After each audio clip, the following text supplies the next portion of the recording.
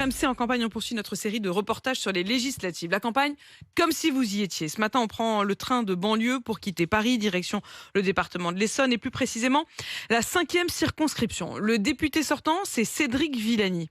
Il s'est qualifié au second tour avec 38% des voix, génie des maths, candidat malheureux à l'élection municipale à Paris, député En Marche, mais désormais candidat NUPES. Bah oui, il est passé d'un camp à l'autre. Romain Cluzel du service politique d'RMC a suivi Cédric Villani en campagne. Écoutez. Avec sa broche en forme d'araignée, difficile de passer à côté du médaillé Fields en mathématiques. Vous seriez pas un peu matheux, vous, des fois Un petit peu sur les bords. Mais une question revient sans cesse à Cédric Villani. Pourquoi candidater avec la NUPES et Jean-Luc Mélenchon? Le candidat tente de rassurer un électeur sur l'Europe. Le fait de voir votre candidature avec la France Insoumise, ça m'a bloqué au premier tour, très honnêtement. Vous ne pouvez pas tomber sur plus européen que moi. Enfin, demain, monsieur Villani, il y a la NUPES qui veut faire passer un projet de loi en disant on veut sortir de l'Europe.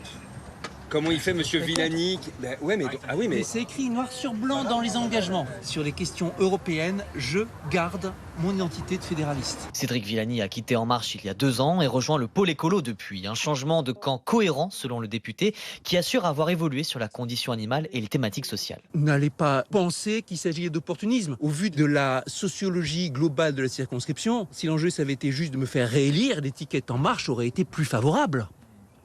Ici, au contraire, c'est assumer mes convictions. Un positionnement qui crée un grand écart pour certains électeurs. Asna a décidé de voter Emmanuel Macron à la présidentielle, mais reste fidèle à Cédric Villani aux législatives. Ça ne me dérange pas du tout qu'il change de camp. Le parcours me plaît et puis la personnalité en elle-même me plaît. Hors des clous, il est atypique.